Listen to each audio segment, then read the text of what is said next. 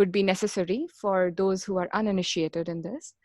Sadhvi Pragya Singh Thakur is a Hindu priestess. The word Sadhvi that is prefixed to her name indicates that she has formally renounced the material world and has devoted herself to religion.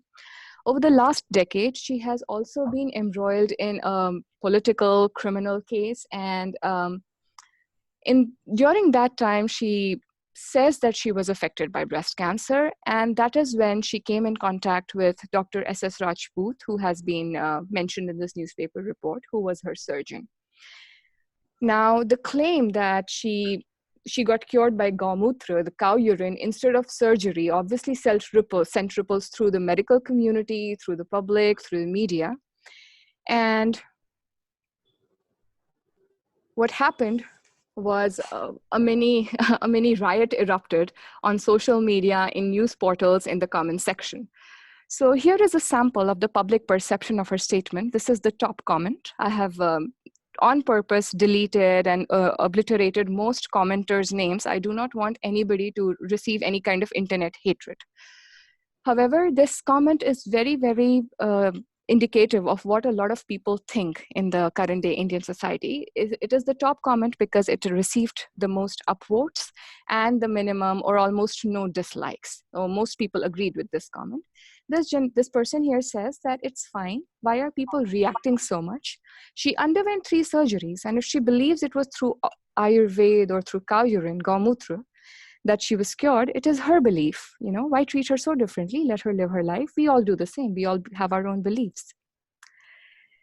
So bringing in now is a very interesting angle of the doctor's dilemma in the Indian context. Doctor's Dilemma, as we all may be aware, is an old play by George Bernard Shaw that focused on how a doctor's individual perceptions about who is worthy of receiving medical treatment, about who is worthy of living a life, decide who should we allocate limited medical resources to. But in the current Indian scenario, it seems like our political loyalties, our individual cultural beliefs, the obligation that we feel to hold on to culture is the dilemma of the current day practitioner of modern medicine in India. And I say this because if you focus on this slide, the surgeon, Dr. Rajput, says that yes, indeed, Sadhvi Pragya Thakur did ask him if she should take cow urine. And he replied that it is a matter of her faith. I told her there was no harm, but I cannot comment on its benefits. I told her that it was her faith, luck, and decision. It can be seen through this report that Sadhvi Pragya Thakur is a daughter of a renowned practitioner of Ayurveda and Ayurvedacharya, but when she got breast cancer, through the period of the following 11 years, she did keep in touch with this surgeon thrice. She at least went to him thrice. Now, Dr. Anupam, I would like to bring in your views at this point. What do you have to say to that? What strikes me about this is these are the claims about pseudoscience or pseudomedicine. Right. With the wider dissemination of internet, what we see that the defense of these fake claims is going larger, because people generally they have political or religious views. So instead of objectively evaluating the evidence, they think it is an attack on their identities. So people get defensive about it. Second, exactly. People seek for solutions which are simplistic. I mean, everyone wants a simple solution, but as we know that diseases are complicated. It's not like plumbing, right? If you take Gaumutra, you would do well. So, right. But people look for simplistic solutions, and they, more often than not, look for escapist solutions. So, but this is not as we know, medicine is complicated. So this is what it is. Okay, so, right. Third, these claims often are seen in we see a definite association with religion, right? The fake or your culture, or a culture as it was practiced, as the comment showed to us, right? Yes, The right, comment. right. So that is why it becomes more difficult, because you have been culturally primed since your childhood, many innocuous things. But as we saw that Dr. Rajput said that I told her there was no harm and I cannot comment on its benefit. So here he is not trying to take not an adversarial decision, but Yes. we often see that people replace the conventional therapy or the evidence-based quote-unquote therapy with these alternative regimens, and there the problem lies. Absolutely. So Regarding gomutra, just I have to add. So what happens in medicine, as we have seen, that people were making points for gomutra as well. I believe you will be talking some papers right about that. Right. So I shall add these points later when I okay. So going ahead, I would like to mention the contrary claims that arose after Dr. Rajput and Sadhvi Pragya Thakur's statements came out. There was the comment by Dr. J.P. Lahani, who was the dean of JJ Hospital in Mumbai, who says, well, the MRI scan never showed any suspicious lesion on an initial checkup. So what is this cancer that she's talking about? There is the director of the Tata Memorial Hospital in Mumbai, which is the chief renowned oncology care center in the whole of India. It's very common to see people afflicted with different kinds of cancer from far-flung areas of the country thronging to TMH for their treatment. So the director of TMH, Dr. Rajendra Badve, goes on record to say that there is no proof of cow's urine, gomutra, offering any benefit in cancer treatment. And here you see what I point out, probably a topic for a future episode, the ethics of maintaining patient confidentiality versus calling a political aspirant or a political leader's claims out in the interest of public health. I would like to play this short video that's available on the internet. It's available on a news channel called the Lallan Topes YouTube channel. So just listen to what exactly Sadhvi Pragya said. We would do a quick translation for those of you who cannot understand Hindi.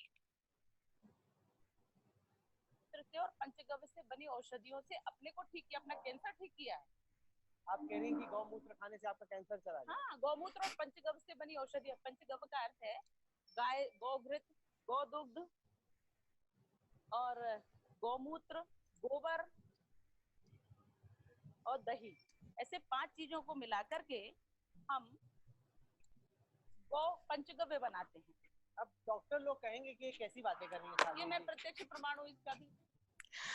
All right, so briefly, the translation is that the Sadhvi claims that I have cured myself of cancer using panchgavya.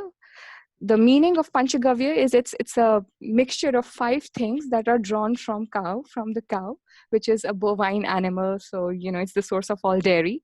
She says that she cured herself using a mixture of clarified butter, milk, yogurt, cow urine, and cow dung. And when the reporter questions her, how will the doctors, people from the medical community react to this? So she very confidently says that, I am the proof of this. I'm the living proof of this. And I am saying this. So yes, cow urine works in treatment of cancer and I'm the survivor. So you need to believe me. Anyways, going on next, we realize that the topics, the discussion around such controversial claims can be, far and wide, but we need to focus our attention.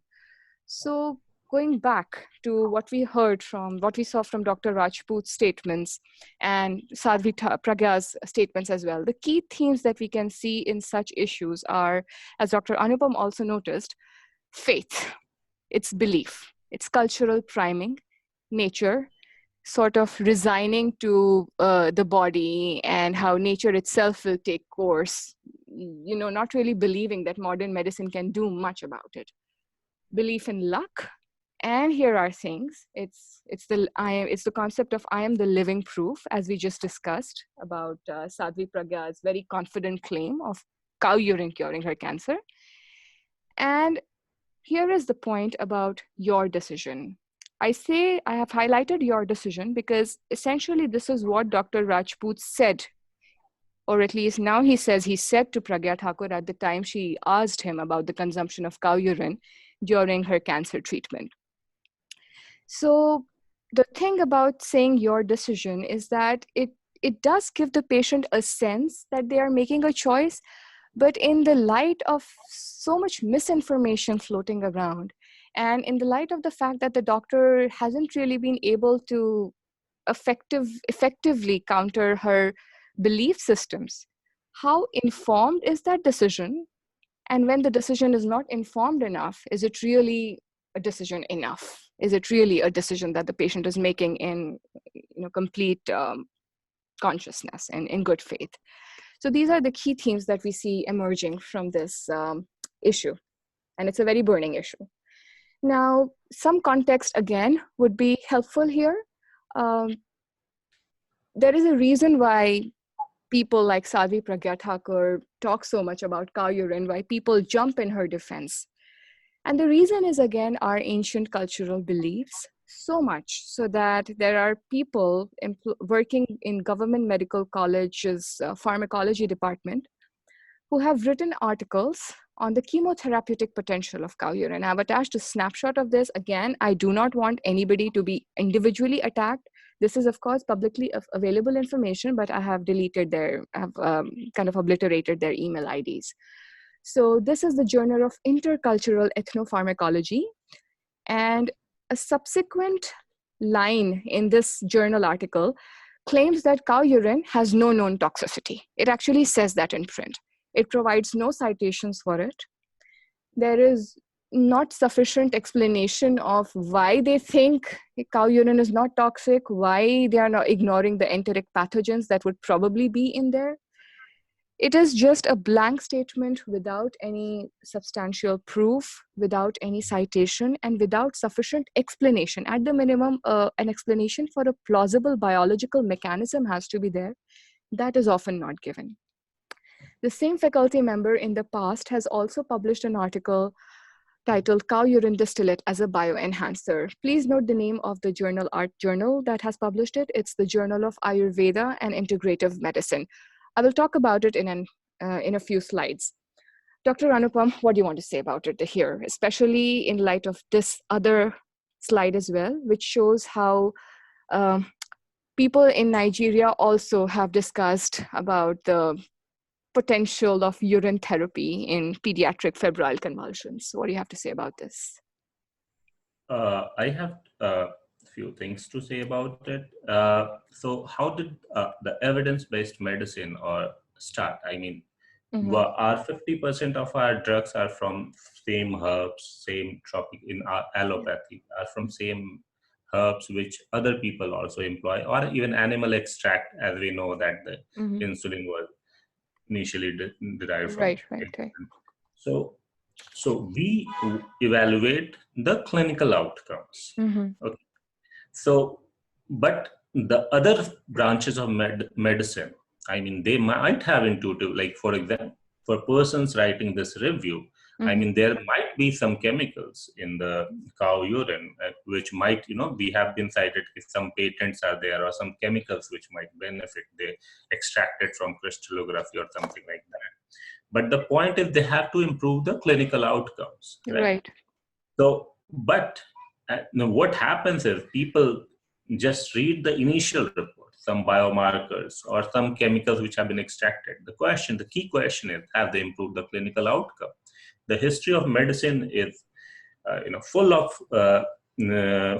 medications which showed promise as a physiological stage, but actually sometimes they ended up harming, as we clearly see in the CAST trial, where antiarrhythmics were given after MI and they killed the patients. Right? So the thing is, the people who discuss these potentials, as you will, they don't end up, they never almost talk about if it has shown to have a clinical outcome. I mean, a benefit in the clinical outcomes or not. And that is randomized clinical trials, randomized controlled clinical trials. So, and that is where, and they will never touch the topic. and because doing RCTs is hard, and proving it is like, proving the benefit is tougher as well. It's tough as well. Tough as well. So second, the other claim that you will see it frequently featuring in the Ayurvedic medicine or the alternative medicine, that it has no toxicity. Right. Now, cow urine, urine, as we know, is a sterile medium, but sometimes the cow might be having UTI or something else, right? Exactly. The hormones might. So we don't have. You can just wave off your hand and say that, okay, this thing has no toxicity. At least the paper has doesn't cite it. Right. So the third is, you can clearly note here the interaction between fake journals, that is new like predatory journals, and the the pseudo information. So predated journals acting as a conduit for pseudoscience. Pseudoscience. So it is a very important point. I mean, and other point which I frequently come in my practice, that it has no toxicity. In Hindi ki koi side effect nahi. Exactly.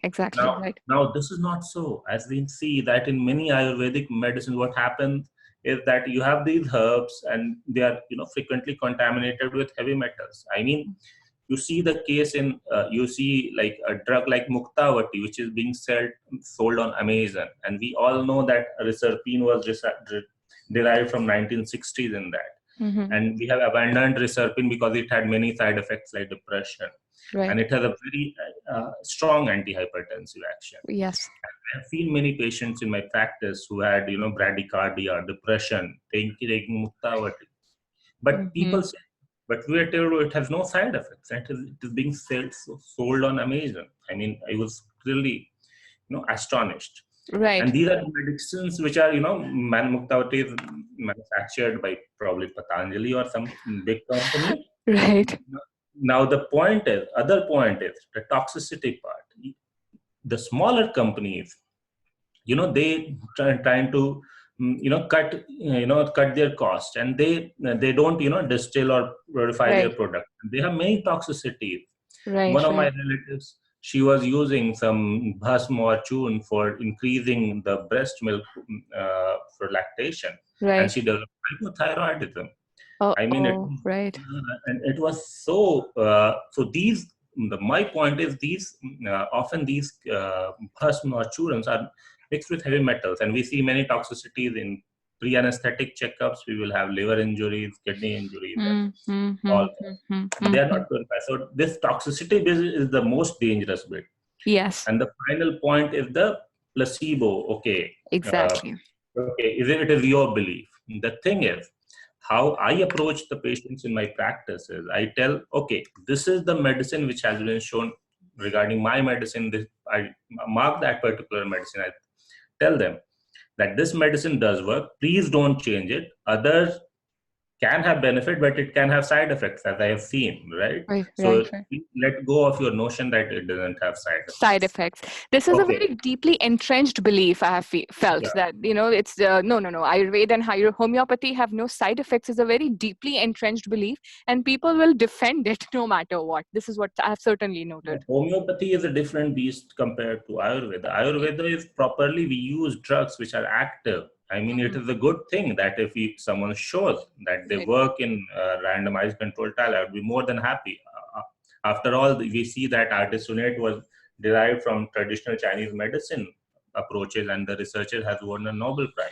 But then you have to hold the conventional traditional medicine against the randomized controlled trial standards, not to inferior ones, or just the way that it has been used for 1,000 years, and so we can, we don't need to do RCTs. At the minimum, what is ancient should also hold up to our modern understanding of science. We should also be able to see what it is doing, like we are able to with the other medicines that modern medicine approves of. At the minimum, that should happen. And at the very minimum, the government should ensure that even the ancient medicines are sold at least in a pure form in India, because in many Western countries have banned these drugs, right? But in India, they are freely available. Exactly.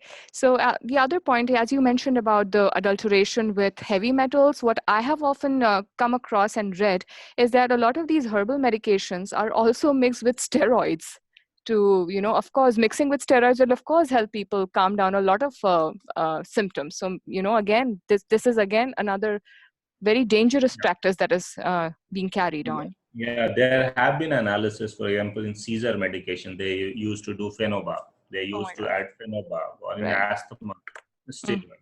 Mm-hmm. So what is this is the standard practice the quacks. I mean, Yeah. the quacks use in India. So unregistered medical doctors, they would give a steroids shot so that patient feels temporarily better, Right. and then they would give you an incomplete course of antibiotics. So this Right. is a standard approach. Yes. And clearly the fake, the pseudo medicine people who are also, going for that slice of pie, either for fame or for money, they also are applying the same approaches. Exactly. So going back to Dr. Rajput's statement, what would you say? Like if a patient approaches you with, especially with that kind of overt religious affiliation, a sadhvi, a priestess says, my father was a practitioner of Ayurveda, I want to take gomutra, I want to take cow urine, I know I have cancer. How would you approach it? Would you go on to say it has no harm? This is how I say, this is how I generally approach it. Many patients of diabetes, hypertension, they Mm-hmm. come to me. This is how I approach it. I give them conventional medicines, Right. mark the medicine which is the most important one, Right. give them medicines, tell them that even I believe I am a conservative practitioner by heart. Mm-hmm. But then I tell them that, look, I am writing you less medicines and these are the minimum medicines. I don't give him an overdose of medicine, because many people get afraid by that, right? And Okay. Right. even allopathy, we tend to abuse medicines, right? We should Mm-hmm. give minimal and effective therapy. At least this is what my belief is. Yes. But then I also explain to them, look, you at this point you are believing that you are taking this drug, so okay, that works for you, but that I have seen people who have had these side effects, so it is not without side effects, and please never ever stop the medicine which has been proved, that is the medicine which I have marked. Mm-hmm. Okay. And in the second visit, I call them for a second visit, and second visit I evaluate the rapport I have built with them. Mm-hmm. And then I go on to, if they are still taking, then I tell them that, okay, this has side effects, or you should stop it. But in my practice, nobody has even taken gomutra, but they use alternative medicines Medicine. for diabetes, like Right. Karela juice, etc. Bitter My juice. point is about the adulteration bit. I explicitly warn them about adulteration bit, but generally I do it in the second visit. It's also a function of rapport. What is the point? I mean, patient might not take your medicine as well as that medicine, but eventually I explain the things to him. So it's a graduated approach that you approve of. Don't load the patient right away. But yes, but don't just. I mean, Yeah. yes. I mean, just like on internet, if someone has a different, as you will see, right? Right. If someone has a widely held belief, you cannot change their beliefs by widely shouting at them. Exactly. You might drive them away. So that is no point of changing the behavior. But at the same time, you have to change the behavior.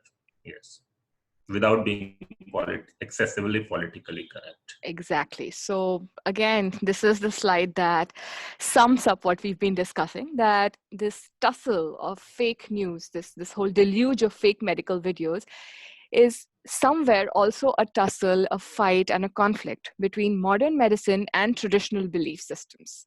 People abide by traditions because they have been passed down to them since thousands of years. So, well, because they are continuing, because they are old, there there would be right is the concept that they hold. Whereas modern medicine is something that doesn't completely make sense to them because they don't understand how it works. It's possibly this is the conflict that lies at the heart of this whole fake medical video scenario, the whole pseudoscience scenario. Remember that I mentioned a few slides ago about a faculty in a government medical college who has conducted or who has at least written articles in defense of cow urine and its chemotherapeutic potential, and has published in this journal called the Journal of Ayurveda and Integrative Medicine. Dr. Anupam just made a very instructive point about the rise of fake journals, predatory journals, and their role as a conduit of pseudoscience.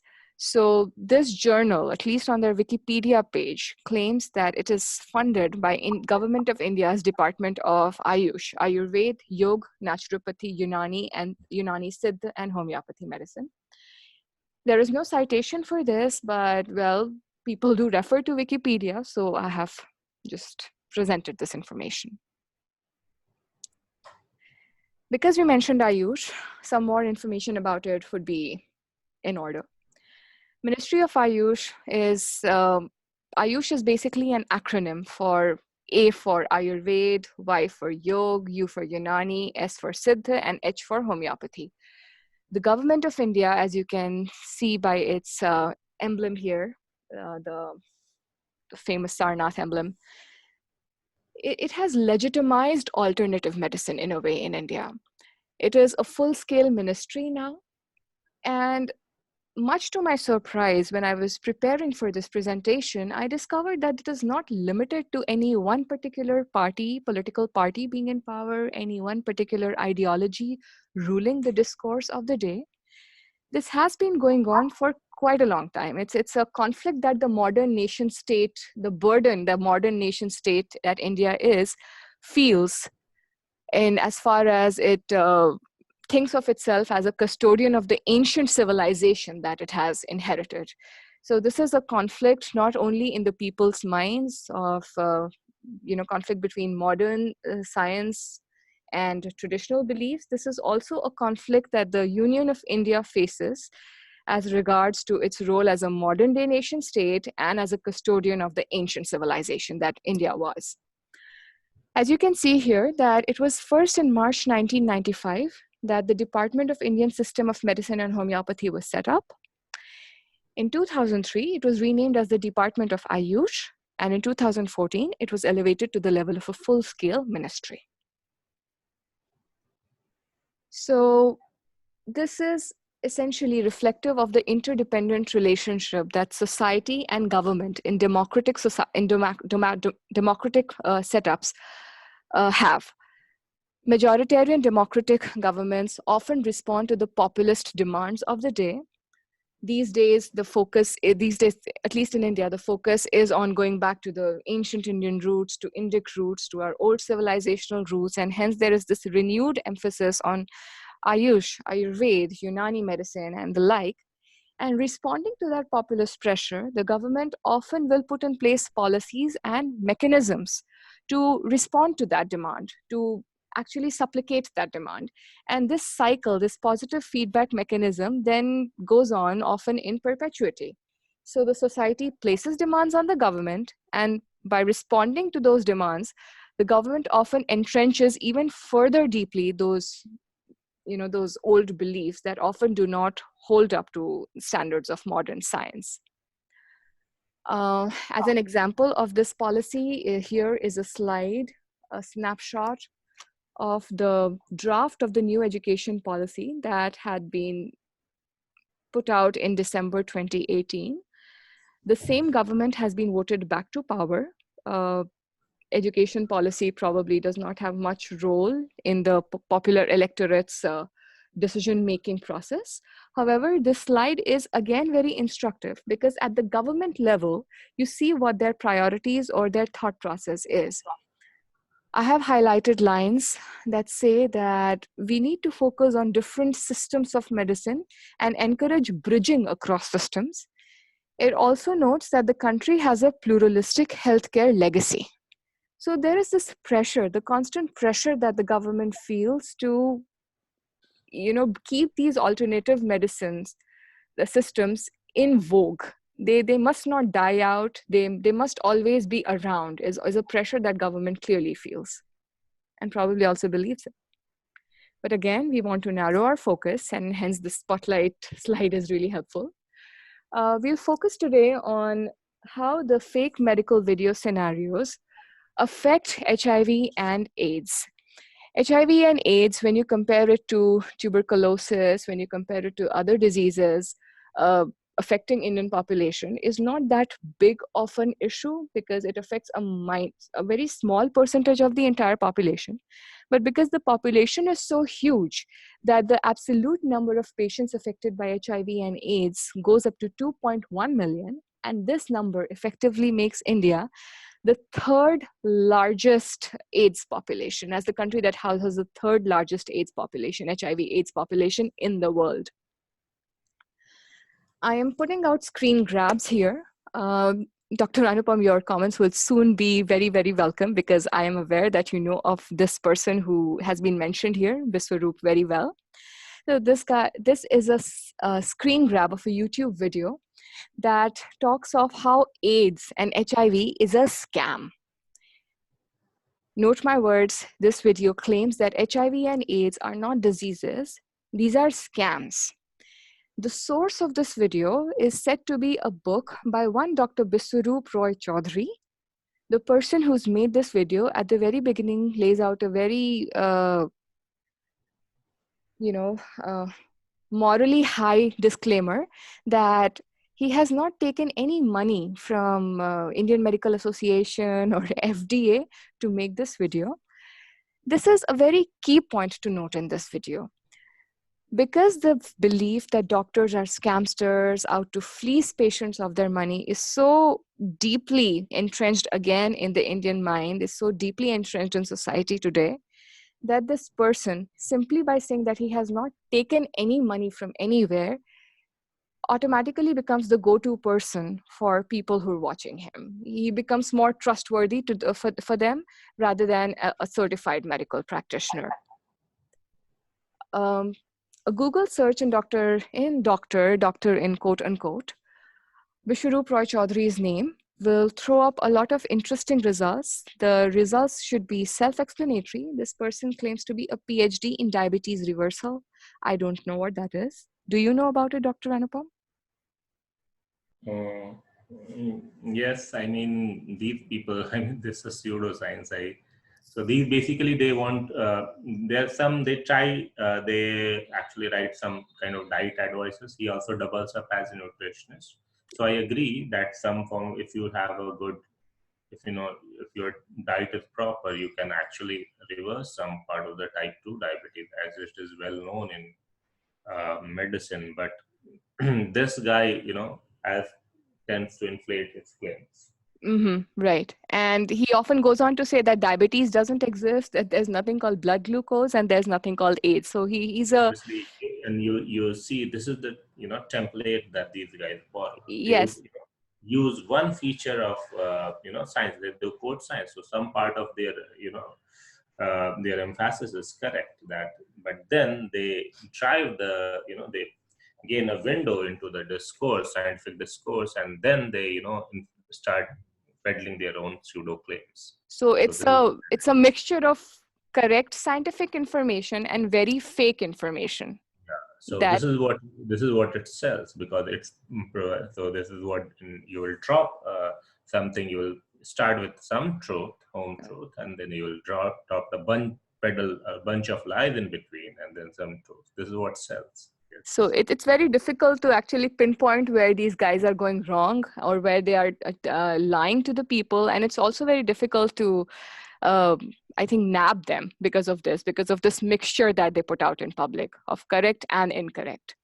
Except to a person who studies evidence, yes. Exactly, right. Is there anything called Indo-Vietnam Medical Board that you're aware of? I am not aware of it. Are you aware of it? Yeah, there are many such alternative medical boards like Socialist Medical Board, but they're not valid in India. Okay. This guy, Biswaroop Roy Chaudhary, has some degree in nutrition. He has done course, the correspondence course, and it doubles up from that. And these certificates are not valid in India. Okay. So I think he doubles up as a nutritionist, and then he gets to peddle his claims. Okay. So here is another screen grab from the YouTube video that we were talking about. This narrative, the narrative that accompanies the slide, is basically saying that doctors say these are the methods of AIDS transmission. The 6 methods that he lists out here, the narrator claims are the doctor's claims about AIDS transmission, and then he says that they are all wrong. Now, it is again a very interesting point to note that this is a mixture of correct information and incorrect information. Indeed, AIDS transmission is known by sexual contact. It is known by blood transfusion. And this guy says that this information is wrong. It does not spread that way. And then he mixes it up with, using others' toilets. Of course, I don't think AIDS would spread that way. It's not a known method. But he is here catering to a cultural stereotype. So it's a very interesting and a very cleverly done mixture of correct information and incorrect information that these people often use. The slides will be done very professionally. The slides actually look very attractive, but it's very difficult to nab them. He also mentions Luc Montagnier in the video somewhere. This is a very interesting way of twisting information. Now, Luc Montagnier is a French scientist who discovered the human immunodeficiency virus and won a Nobel Prize for it. But of late, he's also gained a lot of notoriety because he's now joined the anti-vaxxer movement.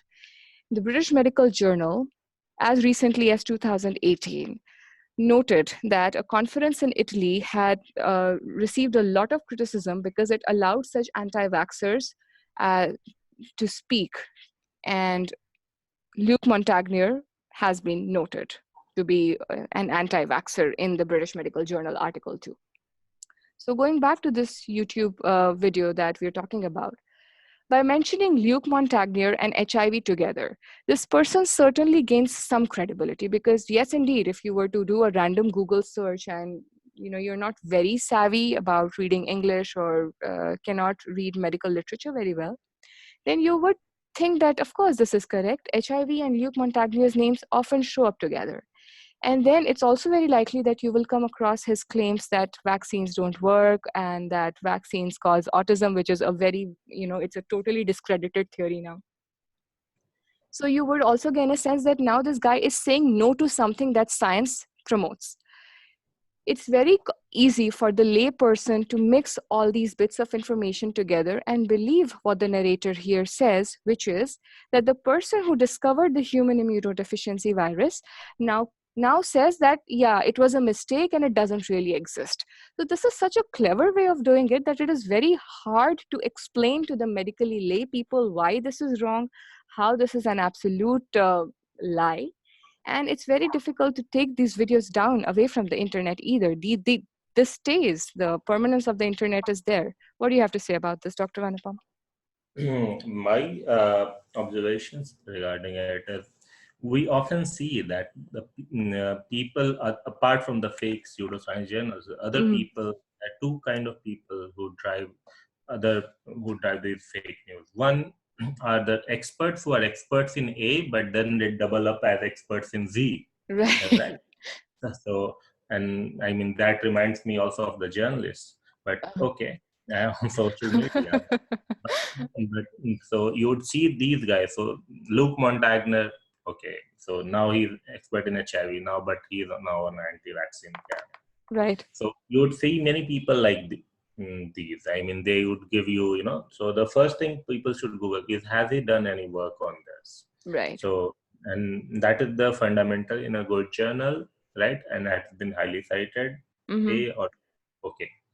So that is one way to, see through these guys. Or Dr. Oz in USA. Yes, right? yes. He has now doubled up from surgeon to nutritionist. So these are the guys who have been doing their stuff. So, and even Dr. Atkins, who advised his diet, but then he had 3 heart attacks and he hid it before his death. So these are all possible. Other people are, some people in the field, we must never forget the anti-vaccine campaign was driven by Wakefield, right? Right. Some people have gone wrong. Now it is entirely possible that, the person you are calling rogue now are revolutionaries. I mean, who know that once a time of in 1975, 76, when some guy who talked about beta blockers in CHF, he was called an element gone rogue, right? But then he eventually proved to be right. Then these claims have always to be judged by evidence, right? Right. So you can't cite a single study, or ideally it should, and any effectiveness claims should be judged by randomized controlled trials, while as we know by observational studies we can judge the harm, right? In normal cohorts. That is the standard. Now these guys use some cohorts to say some studies they will pick them up and they will cite. For example, in India we have B.M. Hegde. Now he was a cardiologist. Now he tells that all stents are useless. Now you must notice what is happening here. So people have get fed up of financial collusions of mainstream medicine. This is actually right.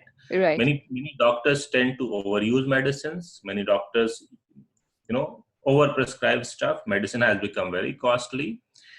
So these guys actually, there's validity in their claim that that I don't have financial conflicts, but then they use this as a stepping tool to further their own agenda, that is either intellectual or financial benefits. Right. Third point I just have to make about the tradition part you gave. Yeah. That these guys tend to advance tradition that should be preserved in situ. But we must understand that all our medicines have been coming from the same tradition. Most of our medicines are derived from the same herbs, but the tradition should be a living one. It should be an evolving one. While the AYUSH practitioners, they like to the medicine as it was practiced 1,000 years back. Yes. So it shouldn't be so. They don't. Yes, exactly. It's about keeping up with. The reinvention part is missing. Yes. It's about keeping up with the times, keeping up with the current day standards. What is ancient should also be proven by today's standards. That's the key point that we are reaching here. Yes. So we've been through this. Now, another very interesting commentary is provided by taking a look at the comments that are posted below this this YouTube video that I just showed screen grabs of. The title is HIV/AIDS is the greatest lie of the 21st century. You can see the stupendous number of views that this video has received, the number of likes that this has received. It far outnumbers the number of dislikes that are there. You can see the huge number of subscribers that this person has. And again, very reflective of the thought process of the general public is the top comment here. It's in Hindi. I'll just read it out. He says, ये doctor साहब कोई अनोखा काम नहीं कर दिए हैं. देखने का शौक है तो राजीव दीक्षित जी ने बहुत सालों पहले यही कह दिया था कि HIV/AIDS कोई बीमारी नहीं होती. Briefly, this means that Vishwaroop, the person who has made this video, isn't telling anything new. Rajiv Dikshit, I will tell everybody who he was in a few moments from now. Rajiv Dikshit had discussed this a long time ago. He had told us all a long time ago that HIV/AIDS is nothing. It's no illness. It's just a scam. Now, here is who Rajiv Dikshit was. Again, some context would be good. He was murdered a few years ago, I believe, but in his heyday, in the prime of his life, he was a very popular speaker in at least the Hindi heartland, in the Hindi-speaking areas of India. He was a very popular figure. One can call him a proponent of the political Hindu nationalism, Hindutva, as we now know. I don't know if he was officially affiliated with RSS, VHP, or any of the Hindu nationalist groups or not, but he certainly spoke language that seemed common with them. I will play this video, hear what he says. I will briefly translate it for those who don't understand Hindi.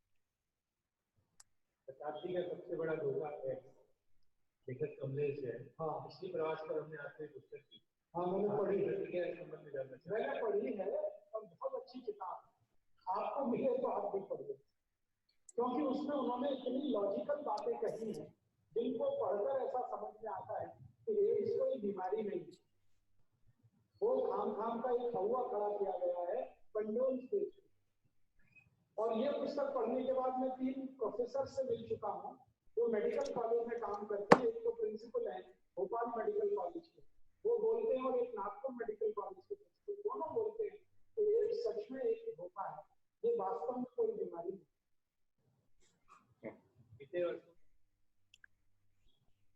So this person here has said that he's met doctors who teach in Bhopal Medical College and another medical college that he's mentioned, that HIV/AIDS is not a disease, it is a scam, and it has been invented to increase condom sales.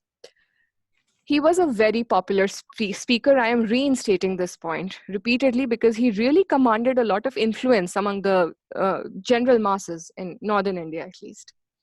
Here is another video where this person repeats this point, and I'm playing this basically to show who he is accompanied by, who is nodding his head in agreement with Rajiv Dixit's claims that AIDS doesn't exist, it's merely a scam.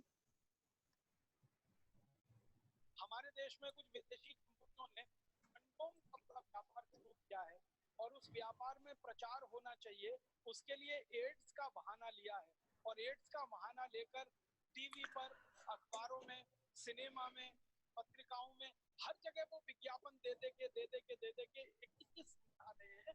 आप ये नहीं बताते हैं कि अपने ऊपर संयम रखो, ये नहीं बताते हैं कि संयम से जीवन बिताओ, ये नहीं बताते हैं कि अपने पति और पत्नी के साथ वफादारी निभाओ। वो कहते हैं कुछ भी करो, कंडोम का इस्तेमाल करो। इसका दुष्परिणाम पता है क्या हुआ है? मात्र 15 साल में इस देश में 100 करोड़ कंडोम हर साल बिकने लगे हैं। 15 साल पहले बिकने वाले कंडोम की संख्या हजारों में भी नहीं थी। 100 करोड़ कंडोम हर साल बिक रहे हैं और अंधाधुंध विदेशी कंपनियां इस धंधे में उतर पड़ी हैं। करीब 20 बड़ी विदेशी कंपनियां हैं, अमेरिका की, कुछ जापान की, कुछ मलेशिया की, फ्रांस की, वो इस देश में इसी धंधे में उतरी हुई है। और उनका टारगेट क्या है? उनका टारगेट है कि 100 करोड़ कंडोम एक साल में नहीं, एक दिन में बिकने चाहिए। ये उनका लक्ष्य है और उसके लिए रात दिन वो हिंदुस्तानी नौजवानों को बहलाकर, फुसलाकर, गलत रास्ते पर ले जाकर ऐसी जगह खड़ा कर रहे हैं। I'll pause the video here. So this person who is sitting next to the speaker, Rajiv Dixit, we are talking about, is currently the owner of the group, the brand that Dr. Anupam mentioned a few minutes ago, Patanjali. He's Baba Ramdev. And I think it's become the biggest FMCG company, Patanjali. It's outdone every other company in small retail goods. Am I right, Dr. Anupam? I think I have some idea about it. First for a second, yeah, it was gaining pretty fast. Now it has plateaued, but still, it's a big name. Yes. It's a big name. So this person, this person in saffron robes who's sitting here is again nodding his head in agreement, and now commands a huge share of the Indian market, the retail market, and also a huge space in the Indian minds. He whatever he says, a lot of people will believe him. And here he is agreeing that AIDS is merely a scam meant to increase condom sales. I have another screen grab of this thing called Hindu Leaders Caucus on HIV and AIDS. It's called Faith in Action. It's again easily available on YouTube. A simple Google search will lead you here. In this conference, so to say, we see the founder of the Art of Living Foundation, Sri Ravi Shankar, again someone who commands a lot of influence not only in the rural areas but also in the urban and more savvy areas of India. He here has also spoken on the same lines of, the need being more to uphold morality. That's basically the theme of that you see in all of the religious opposition to HIV and AIDS. That a lot of these people will be very opposed to modern methods of contraception, barrier contraception, because they look at it as an intervention, as an interference in religion, as they look at it as an attack on morality that religion expects people to uphold. What are your comments on that, Dr. Anupam? As you would notice, that since HIV was associated with sex, so, and while it was not so, this association crept into, as you can see, in Hindu religious right icons. by association with Christian leaders. When the AIDS epidemic broke out in USA, so even you see that these ideas were promulgated there in 80s or 90s, HIV denialism, and it has seeped in from there. Now this Rup Roy Chaudhary, which you are talking about, he frequently participates in many Christian evangelical associations. He gives Narula in Punjab. Right. So you see that, these are all, all these, the people of faith, so-called faith. So they, they collude with it. They have common set of thoughts. And you might also see how, apart from these clearly religious, Hindu religious elements, you have the Christian evangelists who use it for conversion as well, right? Yes, exactly. For example, you will do a miracle, and you see a lot of videos on the YouTube. For example, people would cite a prayer and then the paralysis would be cured and everything. So you'd know that this has all, they have the roots in the sex or the miracle part. It has some basis in Christian theology because it has derived, but and all religions are borrowing from each other, right? All actually, not religion, but the religious leaders who want to go, gain ground. For example, Ramdev, okay, he's a good exponent of yoga, so he teaches yoga to many people. But then he is an expert in A, now dabbling as an expert in Z, that is healthcare, right? Right. And I suspect that these guys like Rajiv Dikshit and Vishwarup, now what are they? And they were engineers. Now then they started dabbling in, like Vishwarup Raj Chaudhary became a memory expert and he was writing self-help books. And now probably he wants to get a share of the healthcare pie. That is where the next market was. And then he jumped into that. Rajiv Dikshit, again, he was an engineer. The career probably was not working out. And then he became interested in health. Okay, yoga, you teach yoga, well and good. 2 points. Like some yoga has some definite benefits in physical rehabilitation. But then they want to go beyond their expertise, and then they start selling all the, because basically anything जो भी बिकता है सच और झूठ को जाके बेचो तो वो ज्यादा बिकता है. That is the phrase in Hindi. Yes. So this is how they they use them to evaluate to increase their sphere of influence. This is kind of religious entrepreneurial attitude, right? This is religious entrepreneurialism in action, I think. Yes, because people, I sincerely doubt any people who would be actually HIV. I mean, most of the people who are actually even commenting below, most of them would go and seek cure from an allopathy, but they find, okay, this is what I used to say. Tradition is great. So I was thinking on the same lines, and now I have found another person who speaks the same language on the internet.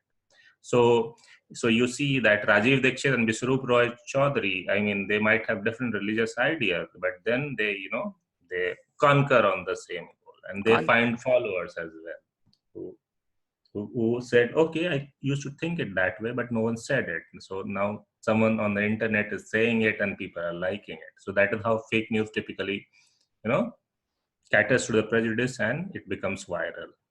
They find an audience very easily on the internet. That's what happens.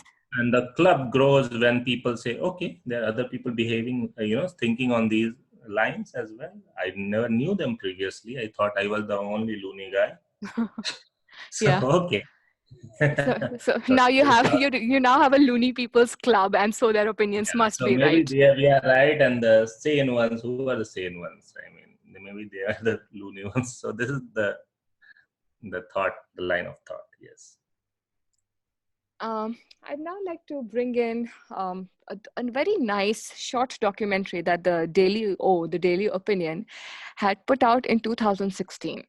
It featured Dr. Suniti Solomon, who had diagnosed the first case of HIV positive sex workers in Chennai back in 86, I think, in India. Or was it 88? I'm not sure. But this was a very nicely done documentary. And much to my chagrin, and probably, by now I should probably become accustomed to it, I found another comment below this video, which says, cow urine also cures HIV virus. Like it just does it away. It throws it out of your system.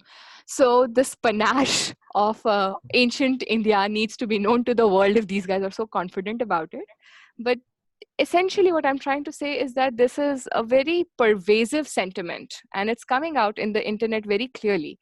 People believe that ancient remedies or ancient things, ancient ideas, cow urine and the like can cure everything, every ailment that modern medicine is now discovering. Going back to the original video by Vishwaroop, I found another comment by this handle YouTube channel called TMCO Ayurvedic Dawakhana.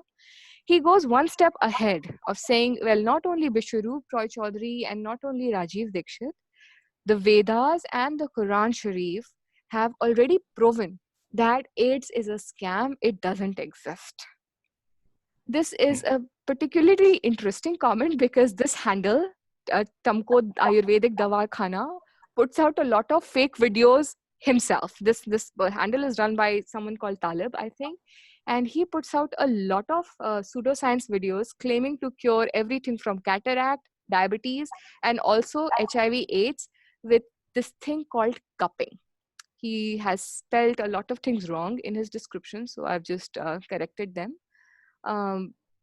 He says that the patient after cupping may feel giddy for a while till the virus exits out of the body completely. And cupping, he's also mentioned it in conjunction with something called hijama. What hijama is, we'll see in a bit. Now, this is another screen grab from a video by the same guy where he's demonstrated what cupping is. This is what it looks like. This is the person himself. One key thing to note here is that a lot of these fake YouTubers, a lot of the pseudoscience YouTubers dress more professionally and speak more professionally than their target audience. This is to say that they know their audience really well. They know what will sell.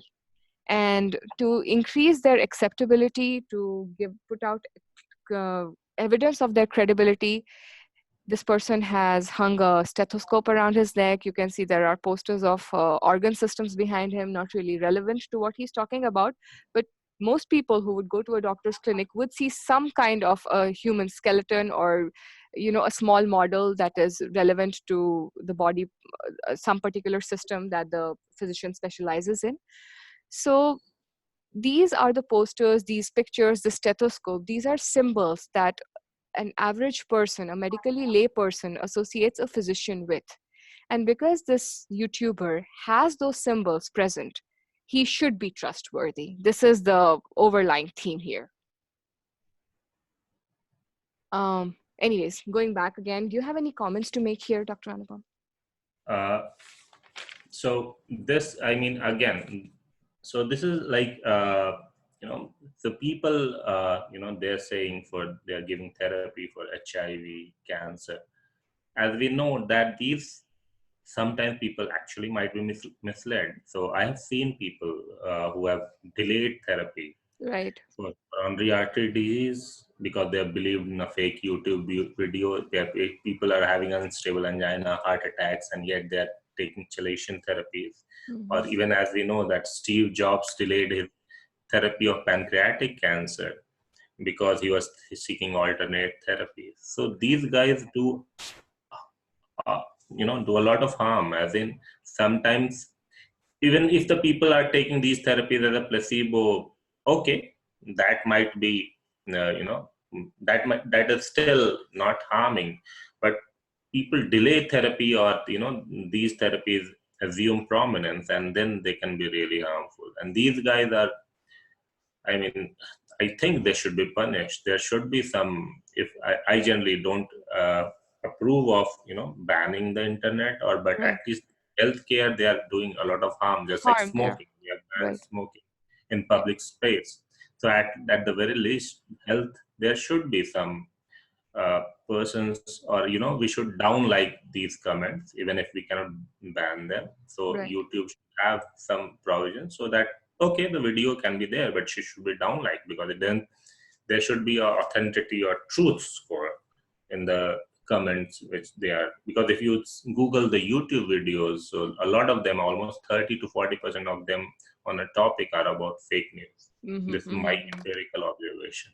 No, this is a very good point. An authenticity score or truth score accompanying every video. It's a very good recommendation actually. At least on the claims. I mean, yes. Okay, so obviously no one has the time to see, but in the claims which have 32, which are beyond a critical mass, right? For example, about 2,000, 3,000 views, the YouTube must employ something, at least regarding claims they are making. No, this is a very important point, especially the factor about delaying the correct and proven modern medical treatment by going behind alternative treatments. It's a real harm. It increases mortality. It often, pushes people into absolute medical bankruptcy, because towards the end, treatment also gets more complicated and more expensive. So these guys certainly are doing a lot of harm. In the next slide here, we see how AIDS denialism is neither unique to India nor is it unprecedented. As Dr. Anupam had very correctly noted, that a lot of these ideas are borrowed from what goes on in the Western world. This is a cartoon by Zapiro. It's available on the website. Zapiro has a website of its own, and the cartoon selections are excellent. You must check them out. This is a cartoon that depicts how the South African president Thabo Mbeki, I think that's how his name is pronounced, Thabo Mbeki's AIDS denialism reflected in his policy, which restricted access to antiretrovirals in South Africa. It unleashed horror in that country on this account. It became so bad that this was an electoral issue, and Mbeki was eventually voted out of power, and Zuma was voted to power. AIDS denialism and the policies that followed AIDS denialism were a major electoral issue that time in South Africa. So here is a short summary that accompanies this cartoon. In South Africa, HIV/AIDS denialism had a significant and entirely negative impact. The president believed that HIV does not cause AIDS, and he organized a presidential advisory panel regarding HIV/AIDS, which included a lot of scientists who were AIDS denialists. So he instituted policies that denied ARVs to AIDS patients, and it led to a substantial and significant increase in the number of AIDS-related deaths in the country at that time. It was an absolute horror, as I said. So it's not, again, limited to only one country or only one continent. Here is an article that mentions an AIDS denialist online community on Russian social networking service. So we've seen India, we've seen Russia, we've seen South Africa, and for sure there are cases in America itself where AIDS denialists have actually been given a lot of mainstream media space. They have been interviewed on television. Now, here are some facts, statistics of HIV and AIDS. Between 2010 and 2017 in India, the new infections due to HIV declined by 27%, and AIDS-related deaths also declined by 56%. However, in 2017, we see an uptick, an increase in infections from 80,000 to 88,000, and an increase in number of deaths from 62,000 to 69,000. Now, of course, it's hard to pinpoint right away what is it that's causing this uptick, this increase in deaths and incidence of new infections.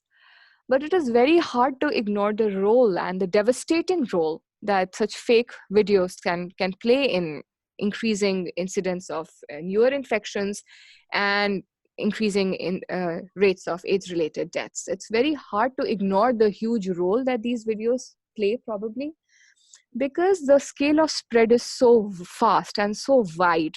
It's very easy to share any video from YouTube on WhatsApp or any other social media service. There are no punishments, there is no ramification, and there is no accountability for sharing a fake medical video. If a person follows fake advice that he saw off of a WhatsApp video or on YouTube, and his medical course goes so downhill that it becomes an unsalvageable case, At that point, there is no accountability for the person who had shared the video in the first place. So this is a very dangerous situation that's erupting, and it may soon go out of our hands. Here are further more points in the Indian context. 60% of India's HIV-affected population lives in rural areas. Most people in rural areas do not have access to literacy, let alone scientific literacy. It will be very difficult for them to separate the lies from the truth in such fake medical videos. As we have noted, such videos are often a very cleverly done mixture of truth, half-truths, and absolute falsehoods. It will be very difficult for someone who does not have, the scientific mind or scientific knowledge to see through them. Again, a very major point of concern is that married women are now increasingly at risk in India, and women living with AIDS get infected with HIV through two modes. Either it is through sex work, sex workers, and brothels, and the like, or it is through monogamous sexual relationship with a husband who engaged in unsafe sex outside of marriage. Here is a key feature here. Although AIDS was discovered first in homosexual males in the United States, in India, the main mode of transmission is the heterosexual contact. 87% new cases are due to heterosexual contact. So in light of all this, the menace of fake medical videos becomes even higher, because women face even more discrimination and even more difficulty in accessing healthcare resources. Their literacy levels, their awareness levels are often poorer. They face difficulty in speaking up for themselves. They will often, because of, again, a cultural stereotype, they will tolerate a lot of their conditions for much longer before seeking healthcare of any kind. So it's very important to distinguish between fake news and real medical facts. I really like this slide because of the different directions, the clear opposition that it shows between what's fake and what's true. Dr. Anupam, do you have anything to add at this point, or should we move ahead?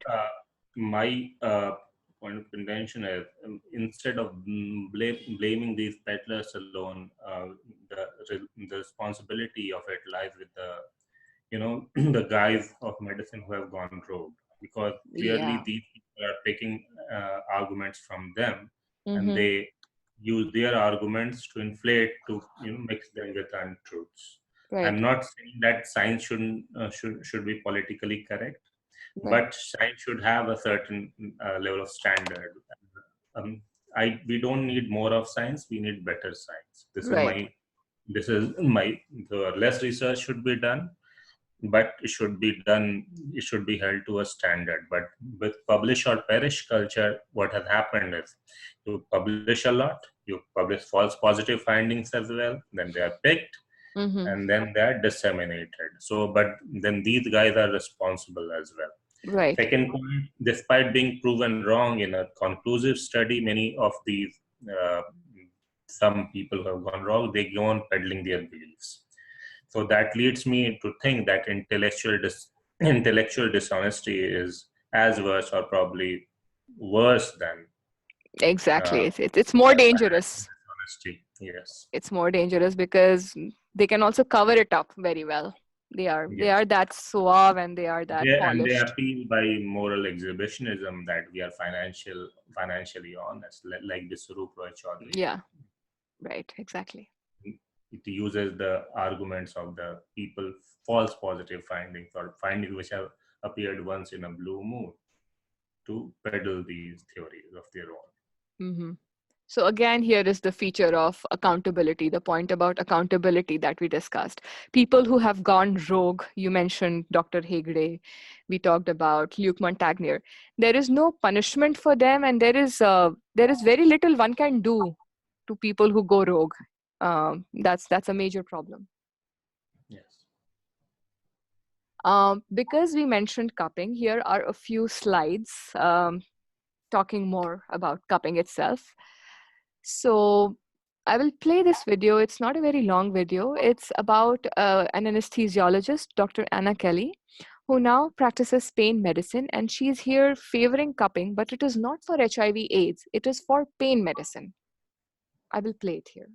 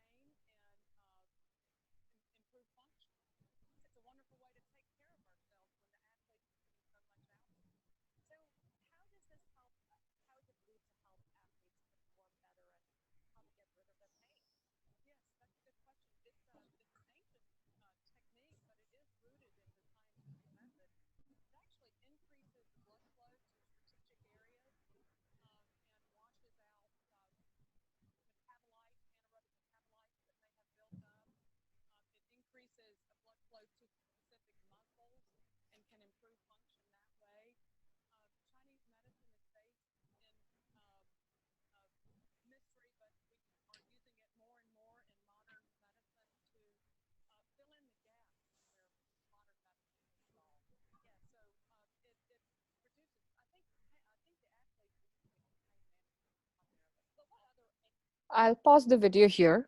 As we see, this again, is a case where traditional older systems of medicine are being used to fill a gap that modern medicine is not able to provide for, as Dr. Anna Kelly notes here. And as Dr. Anupam also noted, that the problem of pseudoscience partly is that experts in A double up as experts in Z. As far as cupping, hijama, pain medicine, and HIV/AIDS are concerned, I would say this is also the situation there. That's something that works for one particular thing. In this case, cupping is showing benefits in the field of pain medicine. But it is put across as something that is effective in curing HIV/AIDS as well. Now, this is what is harmful. This is what we are talking about. Do you have anything to add here? Not much. The only thing is that it is okay that something works in A, it should be tried in Z, but there should be an evidence base for it. Exactly. The only thing is what these guys are relying on, if all you have a hammer, then everything seems like a nail. Yes. So that is, yes. So pointing to your statement about, the need for standardization and the need that such ancient practices need to be held up to RCT standards, and they should provide sufficient evidence. Here is a blog that was published back, I think, in 2013. It's also a very old blog.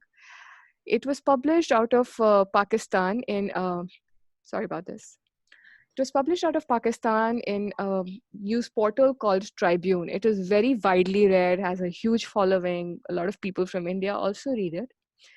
This person who practices as a physical therapist, I believe, she, in this article, raised concerns about how scientific, in modern terms, is the ancient old practice of hijama. Hijama cupping, as we saw in one of the slides that we had seen earlier, is a practice of Unani medicine. So it is also something that would cover under the Department of AYUSH, the Ministry of AYUSH that the Indian government has. This blog post points out how hijama or cupping may simply be a placebo. People psychologically feel better after doing it. There may not be enough scientific basis for it.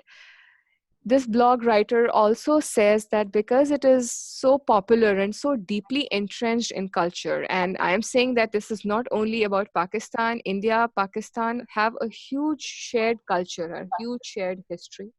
So I don't think that it's this situation is not applicable to at least pockets of India and in some places of in certain populations of India.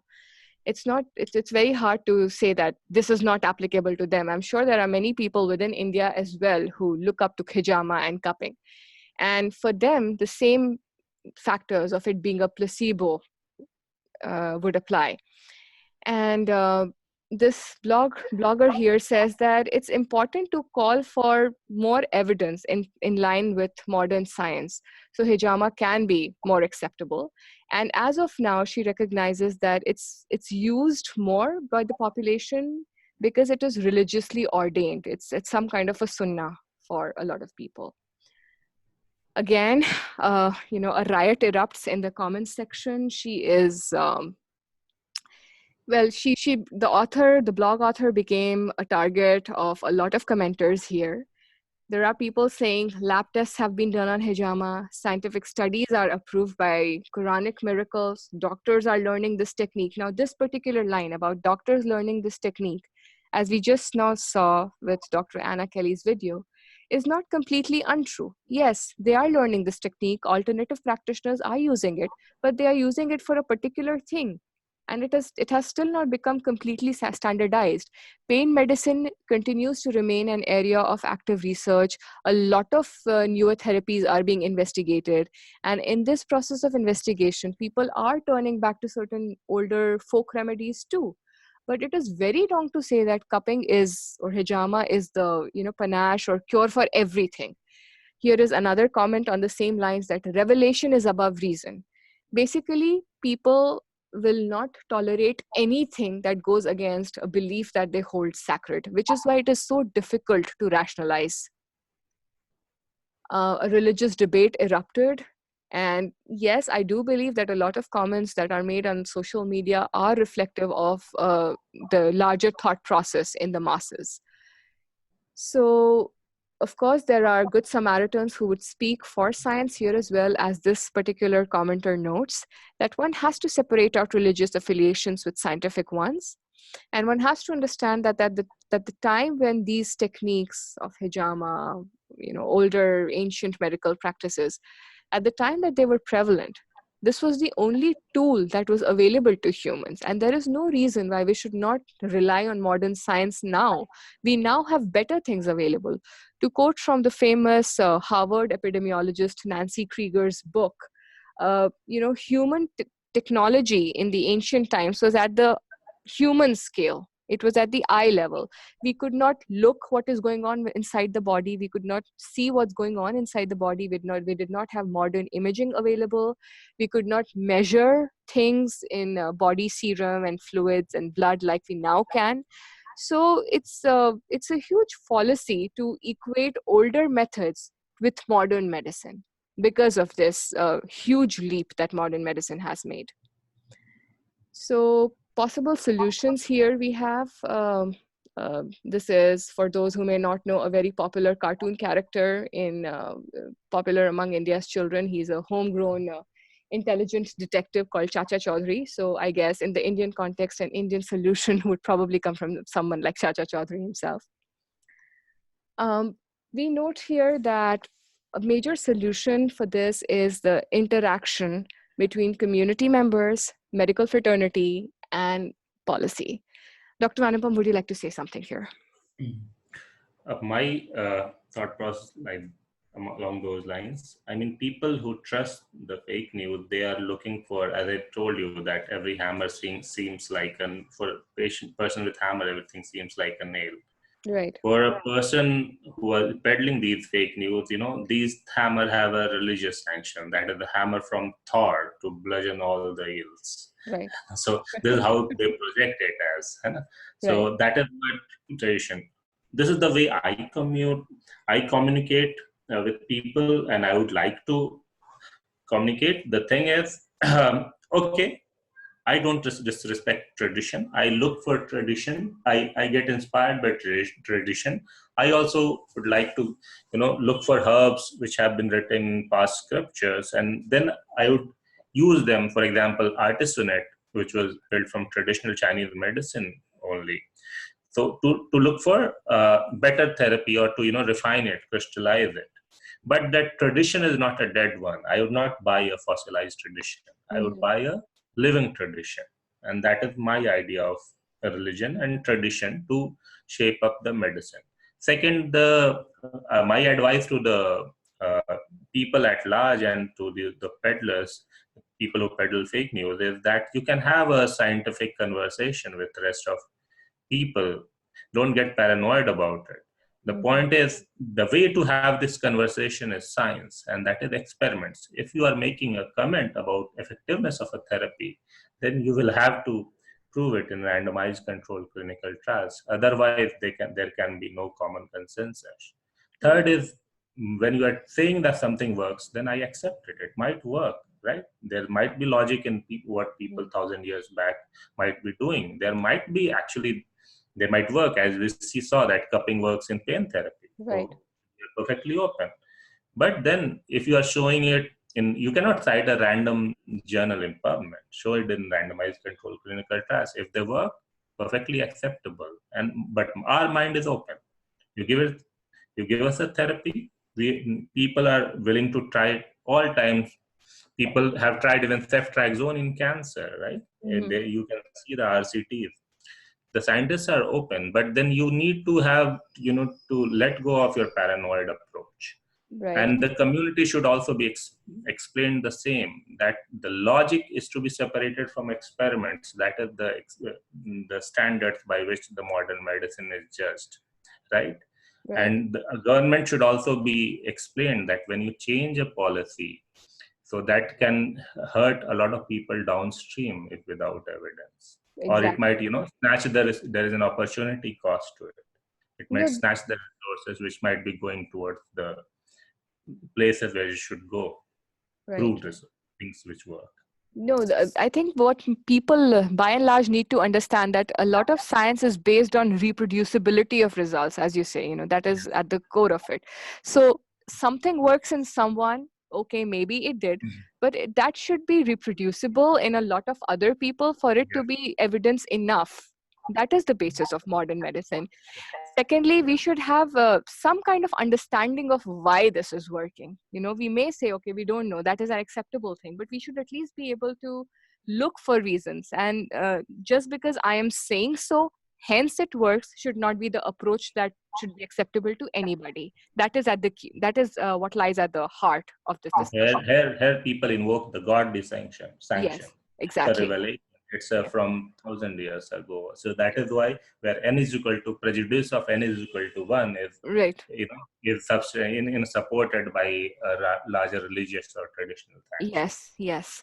So we've also seen like any attempt to even counter this claim, or even to say, okay, fine, let us run a trial, it attacks a lot of opposition. It brings on a lot of opposition from people. So because we should speak. I mean, that is why I think that militant rationalism or militant atheism is not the way out. The first thing to tell them, you can't have a Richard Dawkins-like approach. Right. You people will troll you. Say that you respect tradition. My approach is, many of our medicines are derived from herbs only. More than 60% of medicines are from tropical forests. But yet I'm willing to try it. Give me some more experiments. I'm open. Okay. Right. Continue medicines which have been proven to work, and then I'm willing to try it. If that works in research, my mind is open. Is yours. Yes, exactly. So the next point is about the need for a national policy for public appreciation of science. That thing you're saying about opening the minds of people to reason, they should let go of their paranoia, they should let go of their prejudices and be open for they should be open for debate. They should be open to letting their deeply held beliefs about one kind of system working, one kind of herb working. They should be open about that being put to test under the standards of modern science. And for that approach, you need to imbibe in people rationalism. There has to be a policy in place to encourage people to think scientifically. It's not only in academia, it's not only at the school level that you need this at the community level. You need it through the very known practice of street plays and street theater. It's a very old tradition in India to have nukkad nataks. Community members get together and put up a short skit of a short play that is enacted in front of the entire village or small town at a common place. And these are effective methods of communicating to people truths. So I think that this is the way forward. It has to be not only a top-down approach, it also has to be a bottom-up approach. People at the lowermost levels of rungs of literacy, awareness, they should have some idea of what science is. They should be able to have some logical reasoning, and they shouldn't take people on their face value itself. What do you have to say about that? In my mind, a lot of people are taught, children are taught about science, right, in experiments in physics and chemistry. They should also be told about how experiments work in medicine. Right, exactly. So, and that is how, if you are teaching first aid, tell people, okay, it has been, what are randomized, just write 5 or 10 para in some class 10th book in India or 12th book, but they should be taught that this is the acceptable standards. Okay, your intuition has to be supported with experiments, just like it does in physics and chemistry. Right. I think this point is not emphasized enough, and that is why people are trusting their intuition, which is good. Many times, almost only 50 to 60% of our medicine has conventional experiments behind it. But I would, I'm on firmer ground on it. Okay, so people, when they are especially seeking for critical treatment, they should be looking for the things which are known to work. That is known knowns, as Donald Rumsfeld would put it. Yes. Right. So on this particular line, Italy has actually put in place something called ASSET. It's called Action Plan on Science in Society-Related Issues and Epidemics. It is drawn out over 48 months, I believe, where intense discussions would take place between community members, stakeholders, and representatives from the scientific community about dispelling myths and communicating to people how science actually works. This was done by Italy in the light of its latest situation, where it faces a lot of contrarian views from doctors and scientists. As we were talking about people of science going rogue, that has been a problem in Italy too. And this is how they have responded, by putting in place a policy where people come to understand what science is. Everybody will take decisions based on what they understand. So it's important that people understand science. Here is a screen grab of a JAMA article by Dr. Raina Merchant, who works at the Penn Medicine Center for Healthcare Innovation in the University of Pennsylvania School of Medicine. It's titled Protecting the Value of Medical Science in the Age of Social Media and Fake News.